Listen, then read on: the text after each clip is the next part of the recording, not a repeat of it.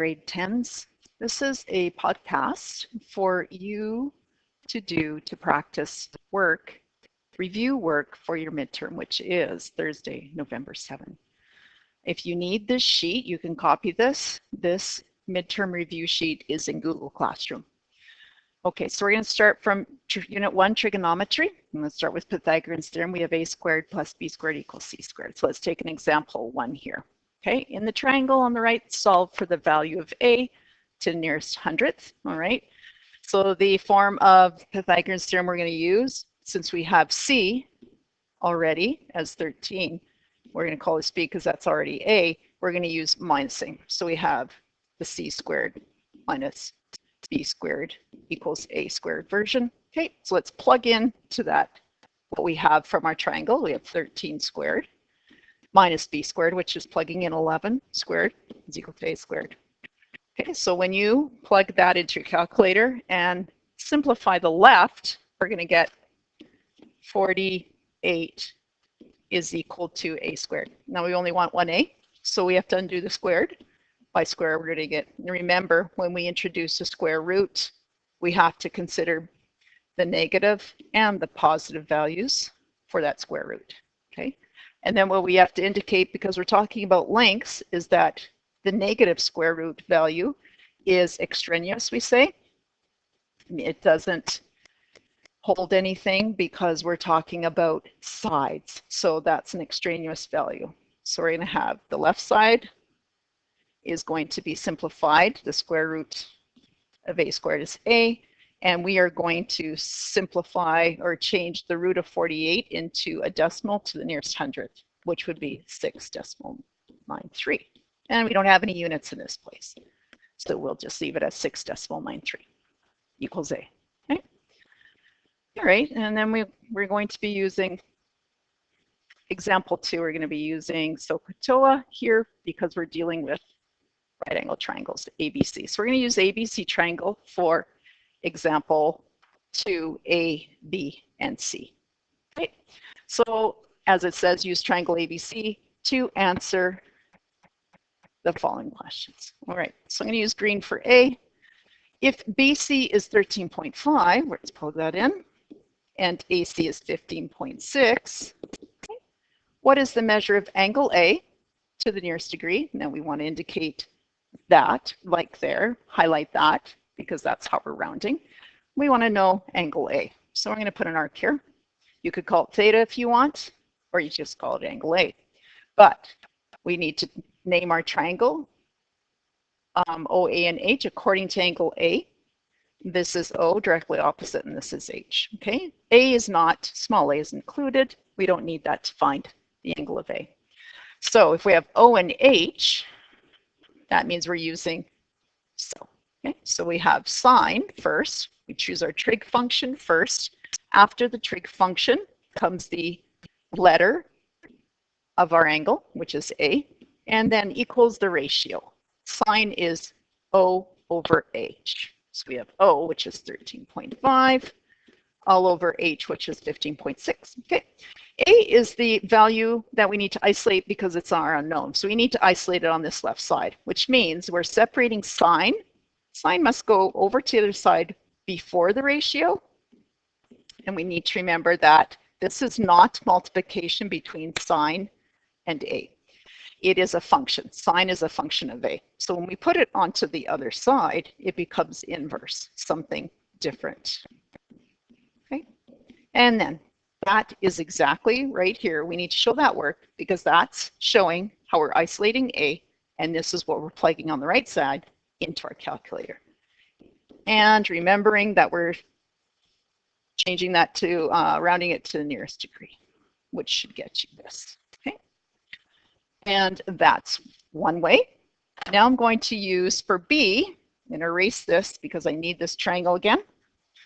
Okay, and I'm going to use blue. So if BC is now 27, we're on B.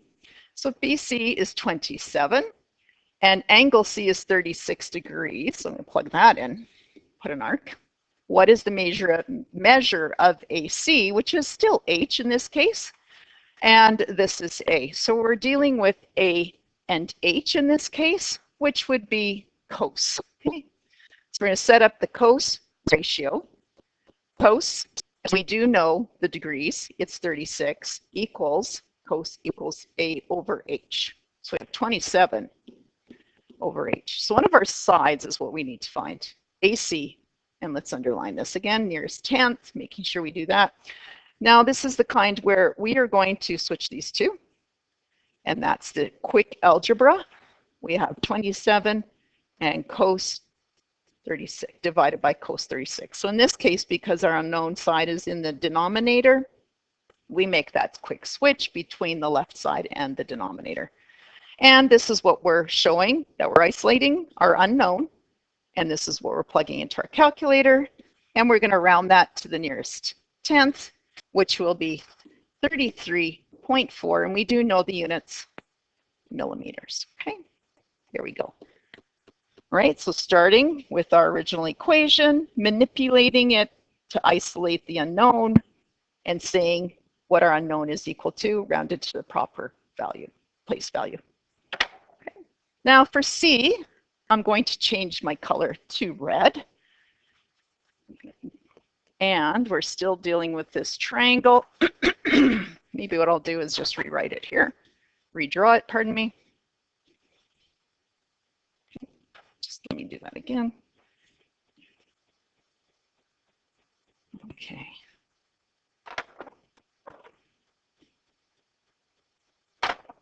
Okay, we're using red. So we have A, B, and C indicated. Okay, so AB is now 111.2 meters, and angle A is 61 degrees. Okay.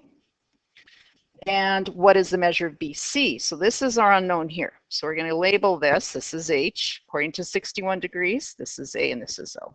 And they want to know, we want to know what BC is, which is O. Okay, so we're not using H here. We're using O and A.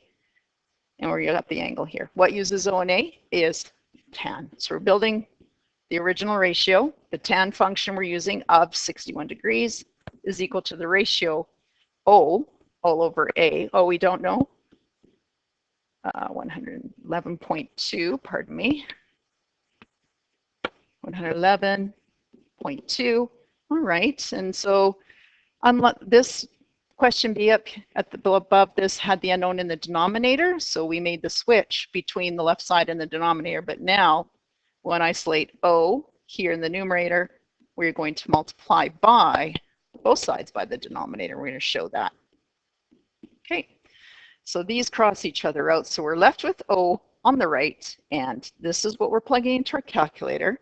And this is what we want to round it to. O is equal to 200.6, and we have the units of meters. Okay, so there we've used SOHCAHTOA for right angle triangles.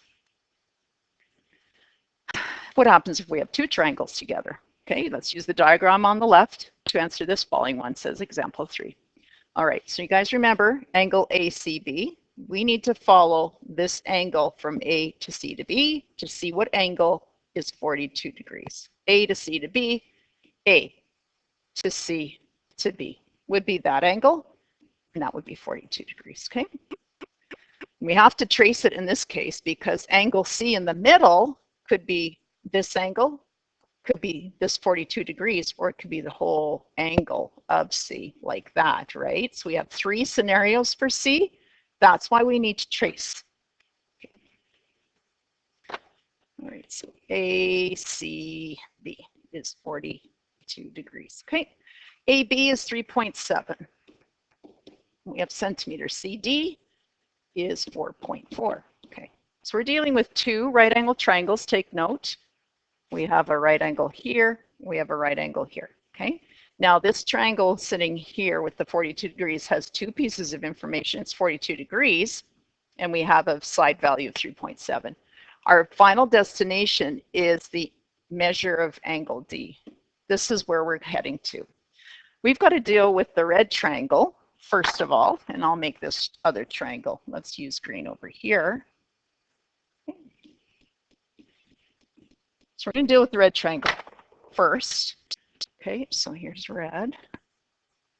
All right, so what do we need to find in the red triangle that'll help us with the green? It's where the red and the green overlap, which is red's hypotenuse right here, okay? So for the red triangle, we are labeling according to 42 degrees O and H. So we're going to be using sine 42 degrees is equal to O all over H. Okay, so this is the first step. Again, same scenario here. We want to isolate the H, the unknown, by switching H with the sine of 42 degrees. Okay, we're going to get H as 5.5, and we're going to round to nearest tenth because the other sides have been rounded to the nearest tenth, 3.7 and 4.4. All right, so let's put that in for H, and that's going to help us with the other triangle, the green triangle. Okay, I'm switching to my green marker because I'm switching to my green triangle. I need to find side angle D. So I need to label the green triangle according to angle D, which would be, this is a right angle right here, okay? So this isn't the hypotenuse, this is the hypotenuse here. Sorry, this is the angle here, right angle here. Here's the hypotenuse, and this is A. And we have not H here, this is H red, this is H green here. So the red H becomes my O for my green triangle. So I have an AO situation that I want to use, right? So that I can find angle D. Okay, so we have tan we're using for O and A. Tan of D, or theta, if you want to, it doesn't matter which one you use, is equal to O, which I've labeled as 5.5, and over A, which is 4.4. Okay? And again, this is our variable that we need to find. So we need to separate tan from D. And it will move to the other side. It becomes tan inverse of that ratio of O over A.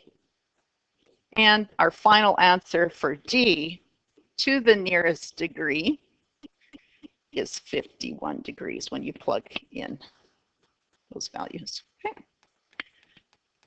So that's using two triangles right there. All right, let's take a word problem, example 4. So where you have to draw the triangle, put the appropriate data into the triangle in the appropriate places, and then solve for what they're asking for. An eagle is high in a tree, observes its prey at an angle of depression, and I've highlighted that for you, of 69 degrees. The eagle is a distance of 21.9 meters away from the prey. Determine how high the tree is to the nearest 100. Okay, so the eagle is up here, and here's the tree. And let's put its prey over here. Okay, so we could have this triangle, okay, or we could have this triangle. Notice I've drawn two horizontals right here and right here. If I'm using this top horizontal, remember an angle of that depression and an angle of elevation have to come from a horizontal line. This, from this horizontal down to the hypotenuse, would be the angle of depression as indicated in the question. This would be 69 degrees. And I would finish off this triangle right there. Okay, if I'm using this triangle here, here's my right angles. Okay, if I'm using this other triangle here, this guy, okay, then I have to make my angle here, right, coming up of 69 degrees here. And this would be an angle of elevation. Remember, these are the same, right? This angle of depression is this triangle, 69 degrees right here. This shows the angle of depression. And this triangle shows the angle of elevation, but they're the same triangle. So it doesn't matter which way you draw it. You can use either one of those, okay? So I am going to use the top one, which is actually showing the angle of depression. So I'm going to just outline it in green. Okay, so that's what I'm going to use. I'm going to put the other information in. The eagle is a distance, okay? The eagle is a distance from the prey, which would be this line indicated here on my triangle of 21.9. That's the hypotenuse, okay? And what are we trying to find? How high is the tree? That's this guy, okay? So let's label according to 69 degrees. It's O I'm looking for, and I have H, okay? So I'm using sine of the angle given is equal to O unknown all over H, which is known, okay? And we're multiplying both sides, and you're showing that work. These cross each other out to leave O isolated, and rounded to nearest tenth as indicated in the question, you would get 20.4 meters. And I have the units, so I want to indicate those in my answer too, just to be thorough. All right, the last thing we did was non-right angled triangles. So when we have non-right angled triangles, we're not using SOHCAHTOA, okay? So not using SOHCAHTOA. So we're not labeling O, A, and H. Instead, if you recall here, we're labeling the angles capitals, and across from each capital is its small letter, which is its side. Across from angle B, capital B, small b. That's the side. Across from capital C, angle C, is small c, which is its side. Okay, so different labeling, and that's how we can use the cosine law and the sine law. So the sine law, just remember, we're going to start, this is where we use the butterfly wings, right? Which means we're using the sine law when we have angle and side opposite given. Okay. Just going to erase this because that doesn't have to do with that. All right. So that's your butterfly wing. And for cosine law, right, a little bit different. We're going to have a side situation or a side angle side situation. Okay. Okay. So in this case, if all the sides are given, then we'll be looking to use one of these forms. Side angle side, we would be looking for a side, and it would be one of these forms. Okay.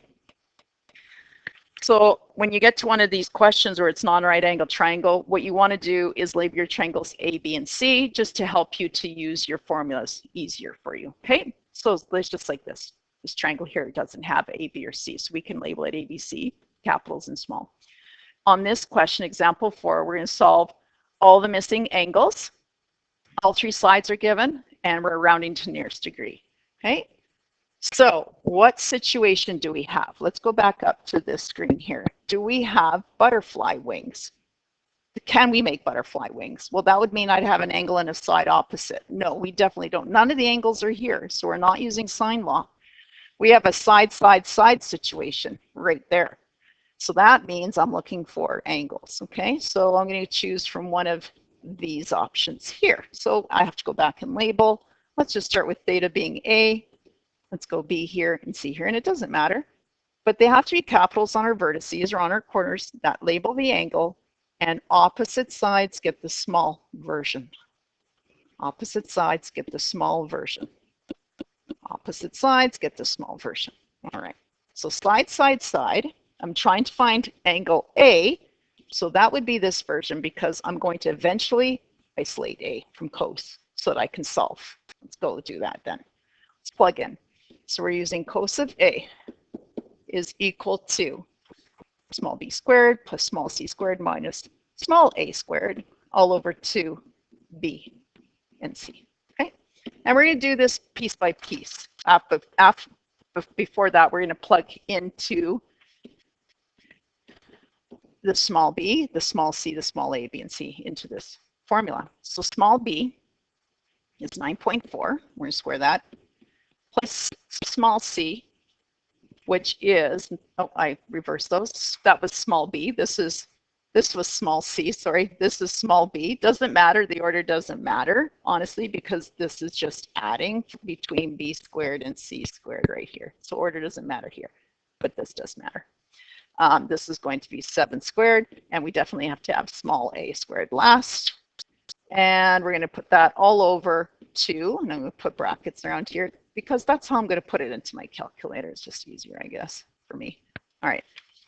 So if you remember correctly, then what we want to do to make this a lot easier, we're going to simplify the numerator and we're going to simplify the denominator separately.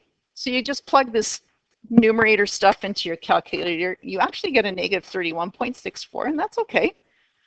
And then the denominator is going to simplify to 68.6, okay? So what I'm going to do is replace in the next line. The left side hasn't changed. I'm going to replace this whole big thing with this nice, easy ratio. Okay, right. So that looks a lot like what we've been used to with SOHCAHTOA. Why? Because we need to isolate this value of A, which means cos is going over here to be with this ratio as cos inverse of negative 31.64 divided by 68.6. Okay, I've isolated my A, plugging that in, and I've got A is equal to the nearest degree, 117 degrees. And that's basically because we have an angle that's bigger than 117 degrees, or larger than 90 degrees. That's why we ended up having a negative up here, okay, just so you guys know. Okay, so A is 117 degrees. We have to find the other angles, okay? So that was part 1.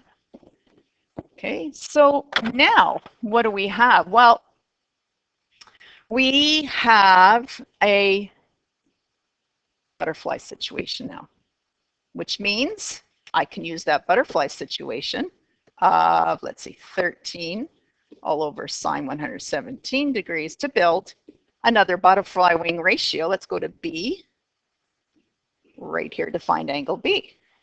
Okay, so let's go small b all over sine of big B, which we don't know. Okay, and we have a ratio. This is our sine laws. We want to cross multiply, so I've got 7 times sine 117 degrees is equal to 13 sine B. Okay, and we're going to do this piece by piece. Okay, let's divide by 13 on this side. Let's leave that. Okay, now just give me a second here to calculate that. So 7 sine 117.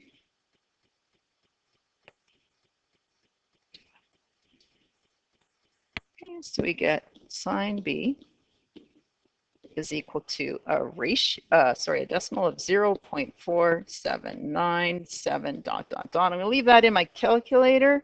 Again, I've got to isolate B by separating it from sine. So I'm going to go at the beginning. We're going to push in sine inverse of this value right here. And sorry, I'm going to squeeze this in right here. We're going to get B is equal to, we're going to do sine inverse of the answer. And we're going to get 28.6 degrees, which rounded to the nearest degree is 29 degrees. Okay, and that's angle B, 29 degrees. And then you could simply find C, which I'll do in red, part 3. Angle C would be equal to 180.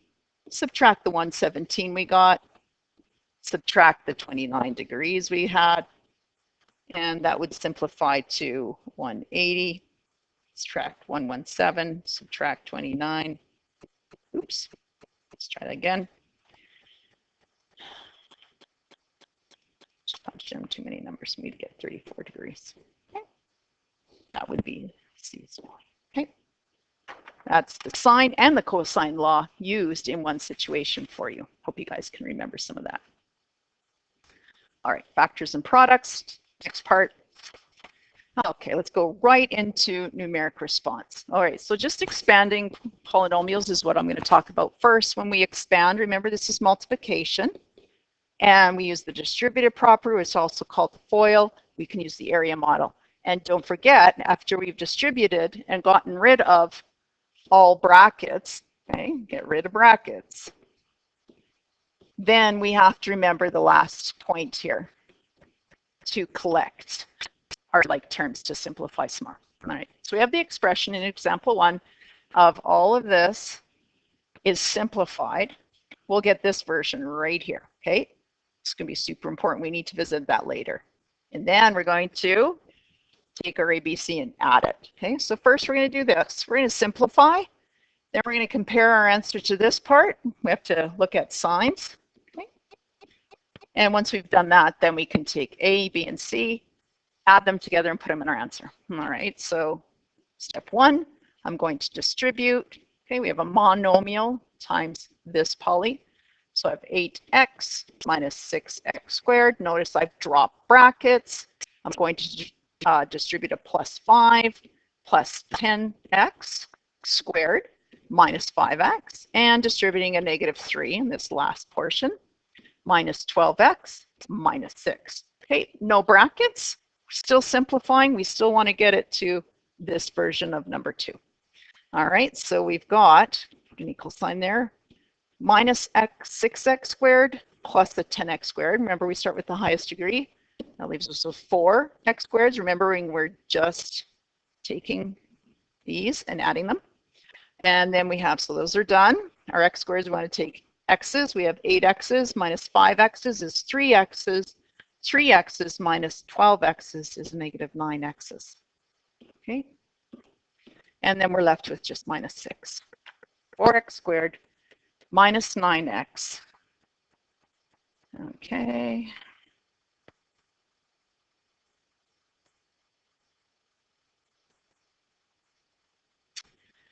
Okay, I'm just double checking to make sure I've got this all right. Okay, 8x squared minus 6x squared plus 9x squared.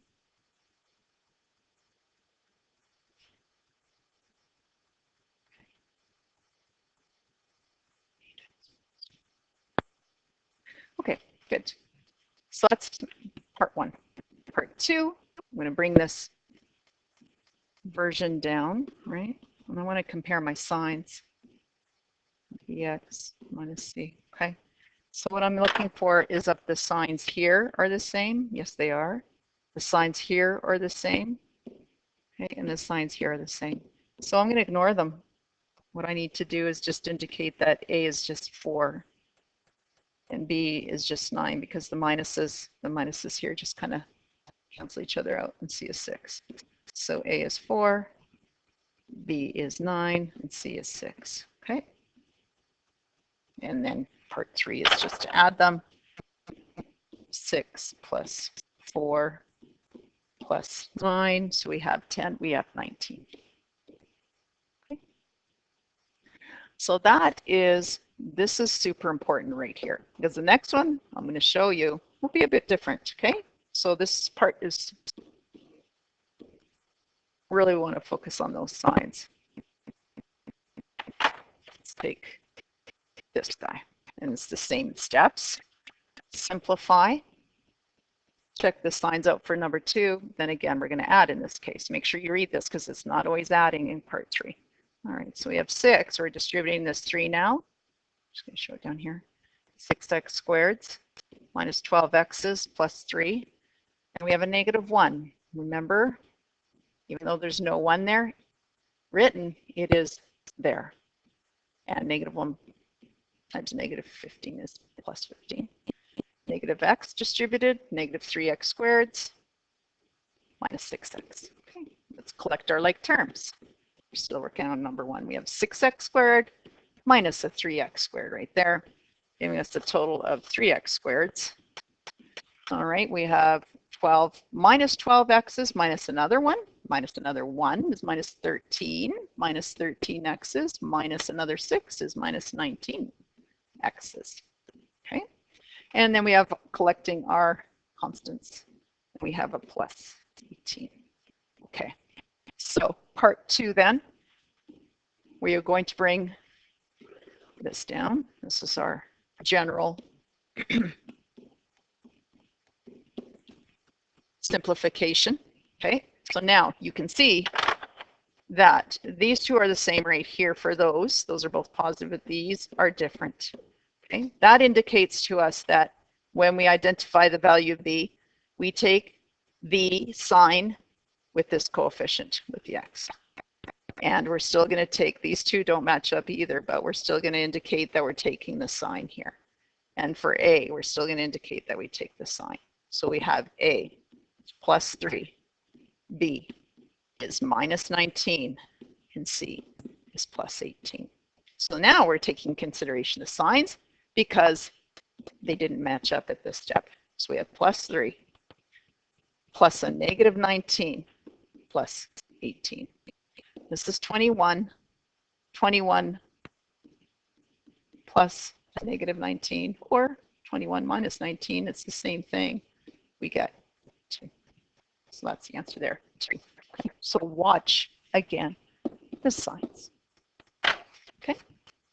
Okay. Expanding and simplifying these. Now you can use your area model. We have binomials times binomials. Typically, a binomial times a binomial will get us a trinomial, unless we have conjugates, right? So that would be C. Let's be aware here. We're awake here.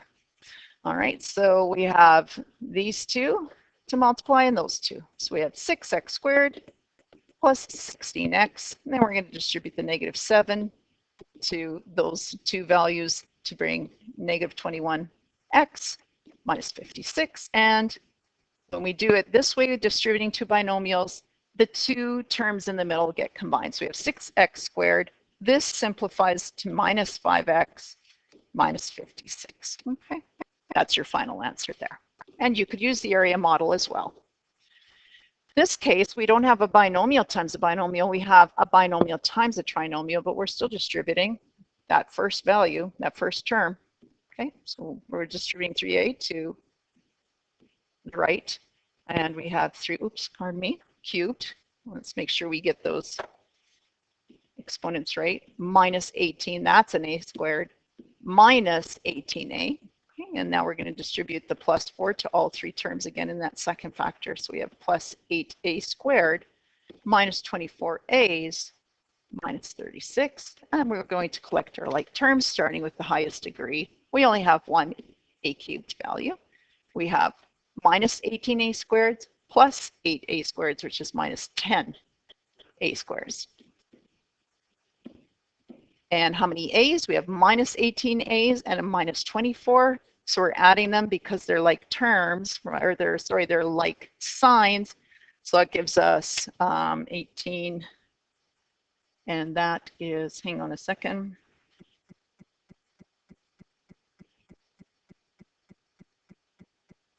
Let's see if I got this right. This is 6a squared minus 18. Pardon me, guys. This should be 27, and I wrote 18. So that should be 27 minus 27a when I distribute the 3. All right, that's better. It's kind of hard when we're standing. When I'm standing here the whole time, it is not that easy to see this. Okay, so I have minus 27 minus 24a. That's better. That gets me a minus 51a. I do know that. And then we're just left with a minus 36. Oops, where do we get to the a squareds? Okay, let's backtrack. I erased too much. Okay, so we have minus 10a squareds. I erased that. Sorry, guys. Okay, so that was 6a cubed. We had our a's minus 18a squareds plus 8a squareds. That gave us a minus 10. Then I corrected to minus 27a's minus 24a's, which is minus 51a's minus 36. Better. Okay. The important thing is that we distribute properly. Of course, that's the main thing. And we don't make mistakes along the way like I did. Okay. All right, so let's look at C. Now C, we actually have 3 factors here. I just want to indicate that that's a -1. Now I could distribute the -1 here, but that would make more work for me. Why? Because as I'm looking at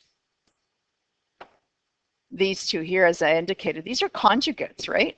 And when I have conjugates, if I don't remember that I can do it quickly, I can take these two and I can, those two binomials, and treat it like I did A by like two binomials. Or I can remember when I multiply conjugates, I take the first two terms,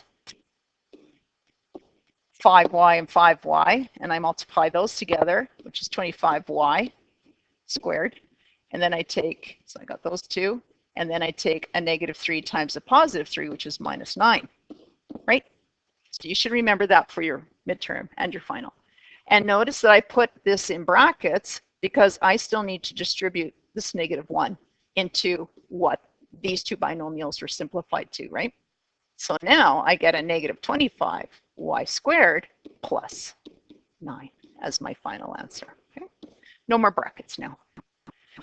And for D, I'm just going to indicate to you that making sure, when we've just done roots and powers not too long ago, that because this is plus in here, we cannot distribute the two.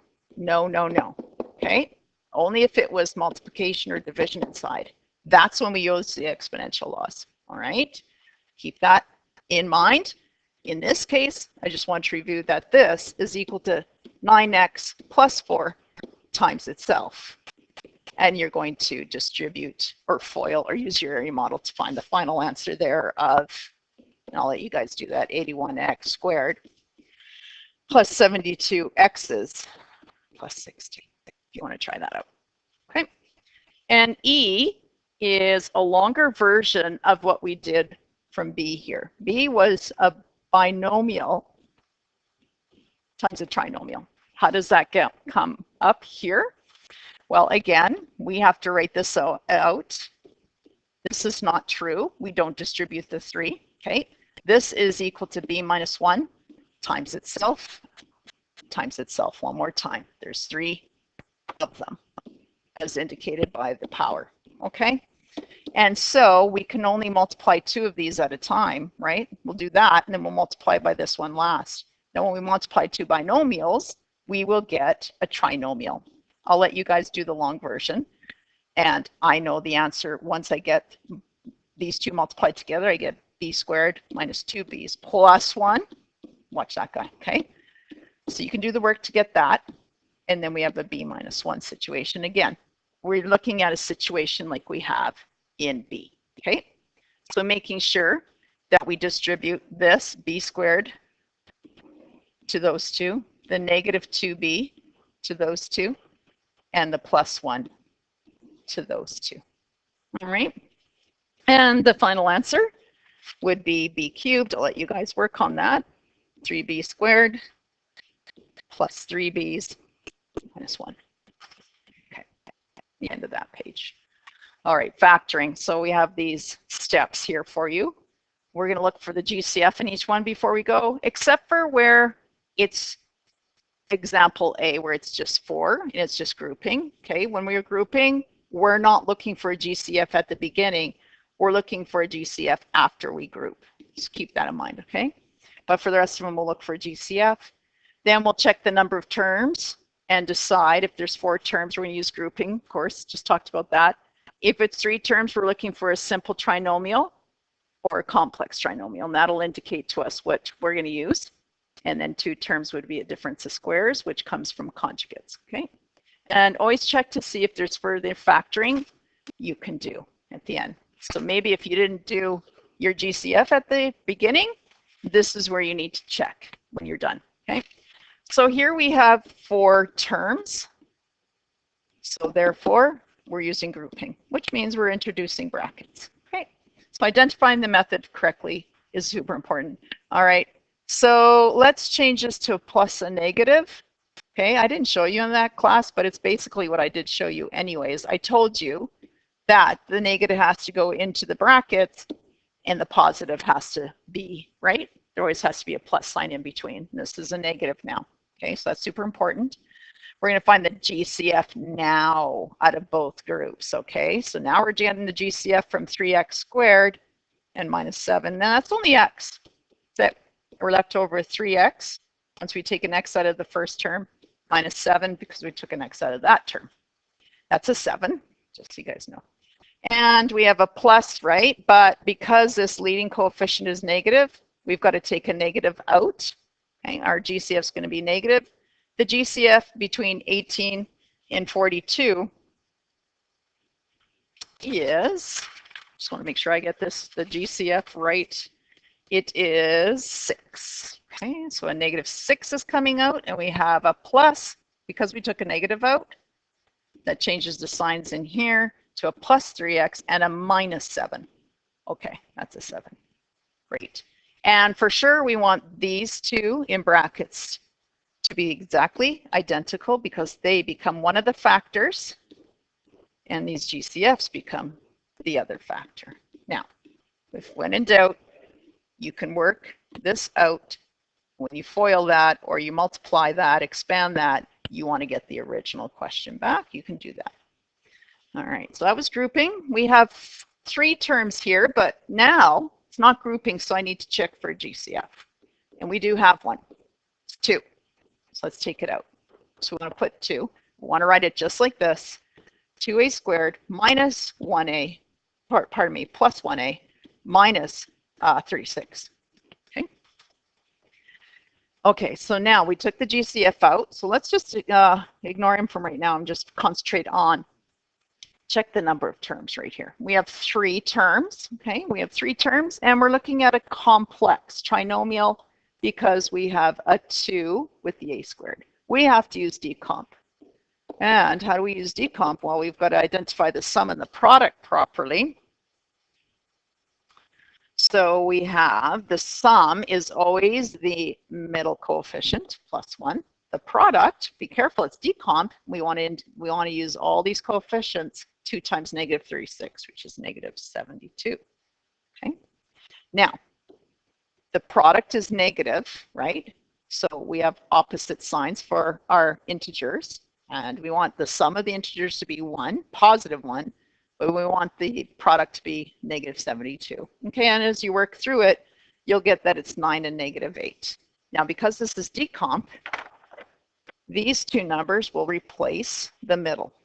Okay, so I'm going to bring down the 2a squared, and I'm going to put negative 8a first. We have to attach a to these because they're taking over the middle term. And I'm going to put the plus 9a next.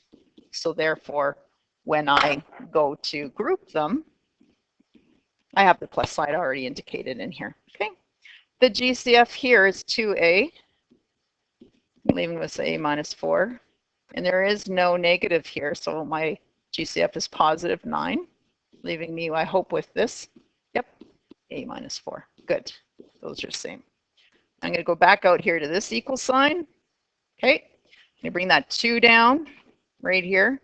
And then I'm going to make my 2 factors from the last line I have above here, a minus 4 and 2a plus 9. Okay. There we go. There's decomp for you. Okay, so that's what we did. We checked the GCF to check to see that we had a trinomial, it was complex, and that led us to know that we had to do decomp. Okay, so those choices have to be made. Quite a few there. And here. Now this is quite, the C here, this is quite complex. So all I would ask from you from this is just the GCF, okay? I'm not going to ask you to do decomp. There's just no way. That would just be crazy. The GCF between 20, 36, and 56, that would be 4. Now we want to find the GCF of the A, so we're looking for the smallest exponent, and that's 3 for the A. The smallest exponent for B, well, we don't have a B in this term, so we can't take a B out for the GCF. And C, the smallest exponent is 3.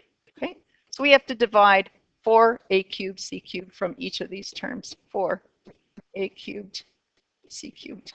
20 divided by 4 is 5. 5 minus 3 for the a's is a squared.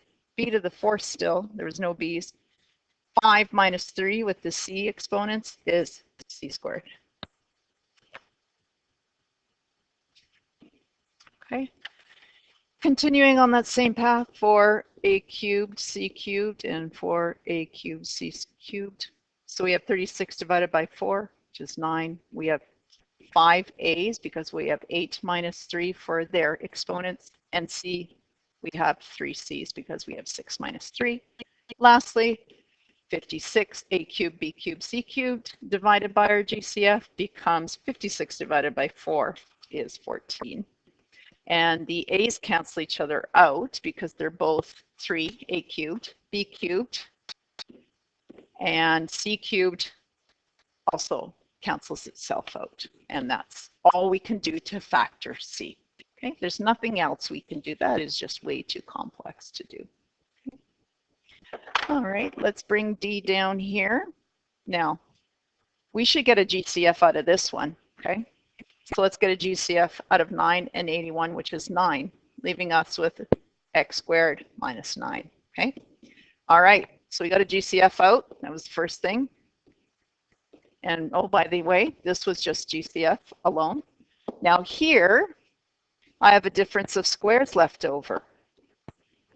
And if I'm remembering properly, that means it factors down to conjugates, okay? Right? So I have 9. Now, how do I find the conjugates for x squared minus 9? I need conjugates. These two are the same terms, except for these two are the same, and these two are the same, except for this is going to be addition of the two, and this factor is going to be subtraction of the two. How do we get this guy? We square root this first term. We get x, okay? And how do we get the second term for each binomial? We square root the second term up there. We get 3 and 3. So just rewriting that so it looks prettier. We have x plus 3 and x minus 3 as our conjugates, right, with our GCF. So that's that. And this one is another E here, is another difference of squares. There is no GCF. Okay, the only difference here, and I've highlighted it, is we have to the 4th power. And the one in D only had us to the power of 2. So let's square root these so we can get the terms for our conjugates of plus and minus. This is 4x squared, square rooting both parts, and this is 1. So we have 4x squared plus 1 and 4x squared minus 1, all right? Now this can't be a difference of squares. I can't factor that anymore because it's not a difference. It's adding 2 squares. But this is a difference of squares because of subtraction in the middle. So I can, again, square root this, 4x squared, square roots to 2x and 1, of course, into 1. So I have a 2x plus 1 and a 2x minus 1 for that guy. So just be aware of, in a difference of squares, of the exponents, okay? All right, let's do, again, some numeric response. All right, when this trinomial is factored into this form, okay, so I have 2 binomials to find, I want to add all those, okay? So now here, remember, in this case, so I'm going to factor here, and then I want to make sure the order, so I can, the order is maintained, so I can look at the signs, okay? Again. Now, let's go back to here. This is factoring. I'm looking at no GCF, and it is a complex trinomial with the 6 with the b squared. So that means I've got to use decomp. Okay, so that's what I'm thinking. Decomp here, identifying the sum, it's -1, right? And the product is 6 times the -15, which is -90. Okay, so I am looking for a positive and a negative value to replace the middle term. And this would be a -10 and a +9. Okay, making sure that I get a -1 when I add these two, and making sure when I multiply them, I get a -90, right? Remembering that the product comes from 6 times -15. Don't forget all 3 coefficients, 1, 2, 3 need to be showing up here, right? So I've got 6b squared now, and I'm going to put the the -10b. Remember, you got to take the b on, the variables in the middle, plus a 9b, and -15. Okay, and then I want to group, making sure I have a plus in the middle, and that's why I put my +9 in the middle. The GCF is 2b from the first group, leave me with 3b minus 5, which I hope appears after I take a GCF out here of 3, leaving me with 3b minus 5 again. Correct. And I have 3b minus 5, which came from here and here, and 2b plus 3. Okay, now that's step 1. Step 2, I'm going to rewrite this 3b minus 5, 2b plus 3. Now, this guy's indicating to me, right, because this is deciding my order so I can decide on my A, B, C, and D properly, that I need to rearrange these so that I have my plus first, and then I have my minus binomial second. Okay, so now I've got A, B. Now my signs are already okay because I've ordered them. So my signs are the same, so I can just ignore the signs. This is C and D, right? The signs are all the same. This was AX plus B. This was C, sorry. Yeah, okay, let's do that. Yeah, okay, CX minus D, okay? Okay, so what am I doing to them? I am adding them. So I have 2, which is A, plus 3, plus 3, plus 5. Okay, because the signs are taken care of. And when we add those together, I've got 5, 10, 13. Okay. Okay, let's try this guy. Example 5, the formula for the area of triangle is A times 1/2 BH, where B is the base length and H is the vertical height. So in triangle ABC, okay, and you know what? ABC doesn't even have to be a right angled triangle. That formula will be valid for any triangle. So let's just start off with something that has 3 sides that are all different and it's not right angled. Okay. And let's see, so we have the area is equal to 1/2 times B times H. B is the base length, and they're saying B right here is the base length right here, and it's a polynomial. Okay, that's good. And H, okay, that's B. This is the base, this is H, is X minus 5. Okay. And I'm going to plug those values into this formula. So I have area, which I need to find, right, is 1/2 times B, which is 2x minus 4, times H, which is x minus 5. Okay, so how do we want to do this? This is all multiplication, so it doesn't matter what you do first. I'll do these two first. So I have 1/2 times this. When you simplify that, I'll just get right to the chase. It's 2x squared. You guys can do the work. Minus 14 x's, and it'll be a plus 20, okay? Now I'm putting that in brackets because that's a simplified version, which still needs to be halved, okay? And I need to have this, which means I'm going to multiply this all by 1/2, which means I can actually take all of these and divide them by 2. So that's halving each term, right? Because I have to distribute the 1/2 to each one of these, which is mean I'm dividing by 2, halving it. So I have an x squared minus a 7x plus a 10, okay? Now, maybe that doesn't make as much sense as, let's say I take this version. Maybe I'm going to distribute a 1/2 here and do that first, okay? So if I take a 1/2 and distribute it to 2, I'll get x for this, and then I distribute it 1/2 to the -4. I'll get x -2. And maybe that's what you want to do, okay? So do it in a different order, multiply in a different order. And then this would get you x squared minus 5x minus 2x plus 10, which would get you the same answer, x squared minus 7x plus 10. Okay, so just remember, when you have 3 factors like we do here, you can do them in an ordinary order. Okay, roots and powers. Okay, the real numbers, you guys can look at that.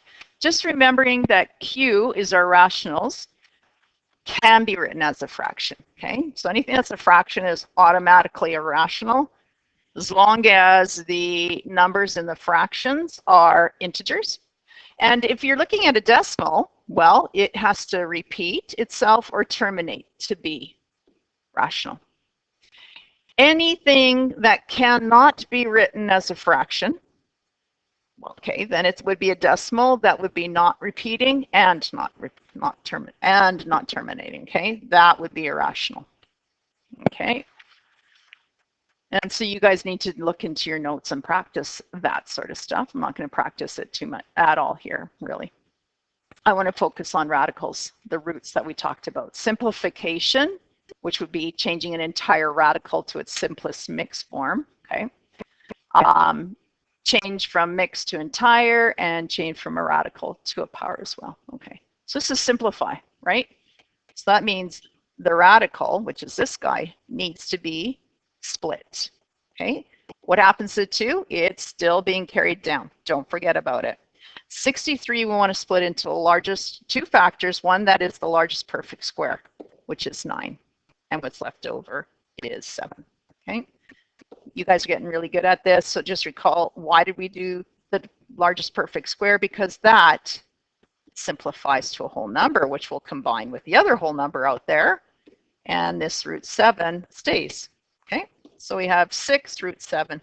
So what's happened is that root 63 has become a smaller radical, radicand in particular, and right here of root 7, and this has grown on the outside of the coefficient. Okay, beware here, B, this is a -1 that needs to come down, and we're going to split the cubed root of 192, watching.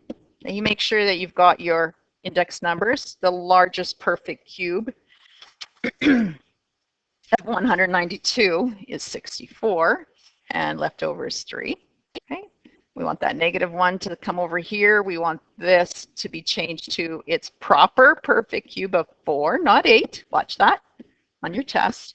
These two will become 1, and don't forget your index number there. Okay, and so on. Okay, this one you guys can get, you can work on it. It's 3 cubed root 3, the largest perfect cube there, cubed root of 27, and cubed root of 3.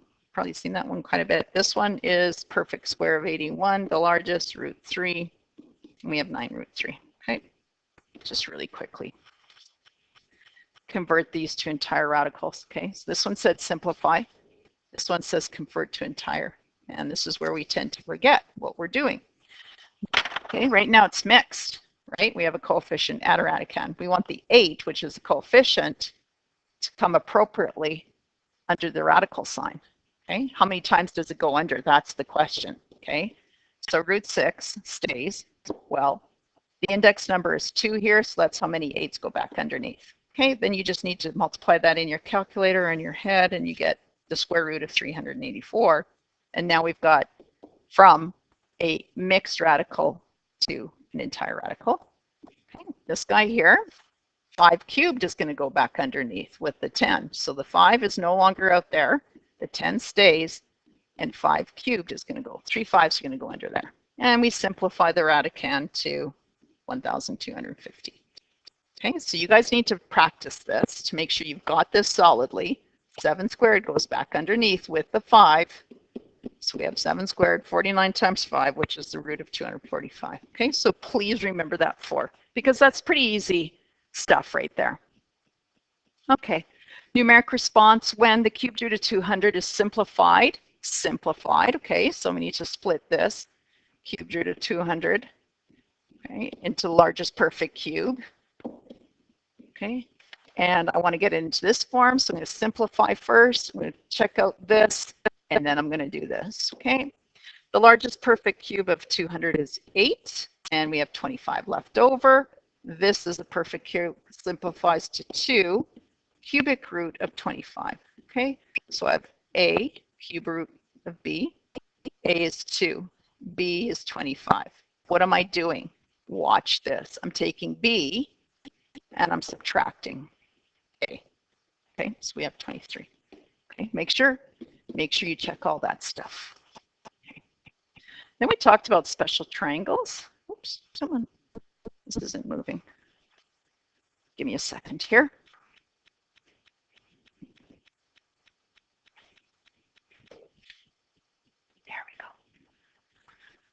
Okay. Oops. Okay. You guys need to memorize these so you can write the 3 trig ratios from them. Okay, just really quickly, here's the 2, here's your 45, this is 1 and 1, this is 45, this is 45, and this is root 2. Okay, and then we have the 60, 30, this is 30, 60, always across from 30 is 1, the hypotenuse always gets 2, and in this case we have the root of 3, always the largest number. And then you guys could build the ratios from that, right? So if I had tan of 30 degrees, coming from 30, I have O and A, I would have 1 over root 3. Okay, just make sure you can do those things. That should be in your notes. Let's go to the powers where we talked about simplifying using exponential laws. If we looked at fractional exponents, we could change those to radicals. If we had negative exponents, we had to change the base to a reciprocal, and the exponent changed to positive. We have those 3 major things. Okay, first let's start easy. You should be able to take a power and write it as a radical. How does that work? The base becomes the radicand. The denominator becomes the index number. The numerator becomes either one of those 2 exponents. Okay. For b, again, we have the index number, which is from the denominator. The base is a radicand. That doesn't change in either case. It's the 2. That becomes an exponent out there, or it becomes an exponent underneath the radical sign. And then C, we have 5, 6. Okay, so let's watch this for C, because we have a negative exponent. So that means we've got to change the negative exponent first to a positive so that we can change it to a radical. Okay, so we're not going to change a negative exponent.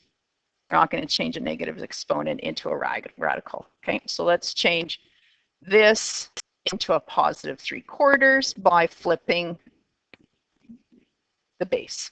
Okay, so now that we have our exponent positive, now we can change it into a radical. All right, so we've got 6/5 under here. We've got the 4 as the index number, and we can have 3 out there, or we can write the same 4 here, 6/5 inside here with 3 as the exponent there. Okay, so making sure that always changing your negative exponents, okay, before we start fiddling around with them or dealing with them. Just gonna erase this. Let's start. Okay, right as a power. All right, let's do the opposite. So we have the base x to the power of 5/3 here.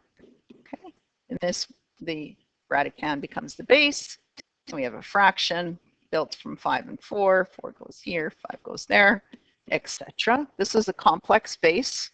All right, so we're going to put brackets around it because whatever happens to 3 happens to the a as well, to the 5/2. And then we have a negative 1/4 in brackets already, so I'm just going to keep the status quo there, all over, or all to the power of 3/5. Okay, brackets are important there. So know that because those 2 different versions will be on the test. I want you guys to be able to identify them. Last page, this is it, simplifying. All right, so we have brackets in the top, in the numerator, and brackets in the denominator for this. So we need to separately simplify these. Let's distribute the 2 properly to everything. Let's do that first. So I have a -2 squared in brackets squared. And right, so remember I'm either adding, subtracting, or multiplying the exponents. Okay, that's why they're called exponent laws. And in this case, because I have powers to powers right here, I'm multiplying. Okay, so this was -2 to the first power, and we made it -2 squared. We have a to the -4 and b to the 2. Okay, so that's done. So let's just simplify this to 4. Remember that error that you guys often make? Don't make it, it's positive 4. All right, this -1 is not going to distribute to the 6 out there because it's not in brackets. So I'm going to just write 6 times, and I'm going to distribute the -1 to the a to the -1 to make it a to the +1, and to the b to the -3 to make it +3. Okay, so now I've got no brackets left, so I can vertically simplify. Now this is just a fraction of 4/6, which simplifies to 2/3. The a's, okay, now I'm dealing with powers, not a fraction, right? Like 4/6, not numbers. So I'm dealing with exponential laws. -4 minus 1 is equal to -4 plus a -1, -5, okay? So do that on your side or into your calculator. And then 2 minus 3 is b to the -1, okay? Whatever has a negative exponent needs to move to become a positive exponent. 2 and 3 stay put because they don't have negative exponents. A moves down here to become positive from there, and B moves down to the denominator to be positive. So that's what we got there. Okay. Now this is a different scenario because we have large brackets, right? Now, I don't like that. I'm not going to distribute that, so that's what I'm dealing with first. Remember, dealing with that guy because he's distributed to everything inside the brackets, we need to change him. We're going to make him a positive one by flipping.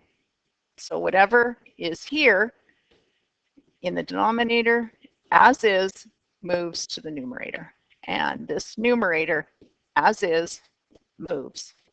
All it is doing is moving. Okay. Now, if I'm looking here at this +1, I can just ignore it. Anything to the +1, okay, is just what's in the brackets. Okay. Now, again, just like I did here, that step, I'm going to do the same thing. I'm going to simplify 8 divided by 2, GCF of 2, so I have 4 and 1. -2 minus a -4. Watch that, minus a -4. 2 negatives. Okay, so I have x to the +2. 3 minus 6, y to the -3. He's the only one, the y, that needs to be moved. Okay, so that would be 4x squared all over. We wouldn't have to put the 1 in the denominator. We could just simply write it like this. Okay, simplifies to that. Okay, so you guys saw this in your homework quite a bit, I think. But the bases are still the same, so I'm still using exponential laws, and all the instructions said was to simplify these expressions. Okay, the bases are the same, and I'm multiplying, so that means I'm adding the exponents. So I have a half plus a -3/4. Okay, let's look. 1/2, let's go over here, plus a -3/4, right? Let's change 1/2 to 2/4, so we're talking the same things, like, okay? So I'm just taking the 2 minusing the 3, and I get -1/4, okay? So let's go. So this is what we end up with. However, convention is math, we can't leave that as a -1/4. So we want to make it a +1/4. How do we do that? We need to flip 3. Right now 3 is equal to 3 over 1, so it becomes 1/3. Okay, and then we just simplify it like that, and that's where we'd stop. Okay, just to practice there. All right, and let's try evaluating without a calculator. Let's do this. All right, so we're going to check to see if that fractional exponent is negative. No. Okay, this one is. We'll have to deal with that later. So what we can do, what do we know? Fractional exponent, we can change this whole power to a radical. Okay, and I'm going to use this kind because that's most useful. Okay, so the -27 all over 8. Oops, I said 8 and I wrote 3. Not sure why. Okay, there we go. And the denominator is the index and the 2's out here. Okay, so it's just easier to put the 2 out here and deal with it last. Okay, I've got the cube root. I'm going to look at these separately. So I'm going to cube root -27. Notice that I'm giving the negative to the numerator. And I'm going to cube root 8. I'm going to do those separately. And I've got -3. That's what the numerator simplifies to, all over 2, still in brackets, squared. Ah, look at, I'm evaluating without a calculator. I have -3 squared, 3 now halves, times itself, which equals +9/4. Okay, didn't need a calculator. If you plug that into your calculator, you get a decimal. Okay, so that's where fractional exponents can be helpful. We can actually evaluate some of them without using a calculator. You'll probably be using those a lot in logarithms in 30-1. All right, so this one here, I've got to do this first by flipping the base so that I'm looking at a positive exponent, okay? And it's a fractional exponent again. I'm going to make this just 16. 16 over 1 is 16. I'm going to make it into this square root, okay, into that style. And I'm going to simplify this to 4 cubed. And we all know that 4 cubed is equal to 64. In grade 10s, that is the end of my podcast. I hope that's been helpful for you. Now, I might have made an error here or there. I apologize if I have. It's the first time I've been through this. I did make, so if I made an error, I'm sorry. Come talk to me about it, and I'd like to make a change. But hopefully that's helped you. So let me know. Give me some feedback how that was for you. Thanks for joining.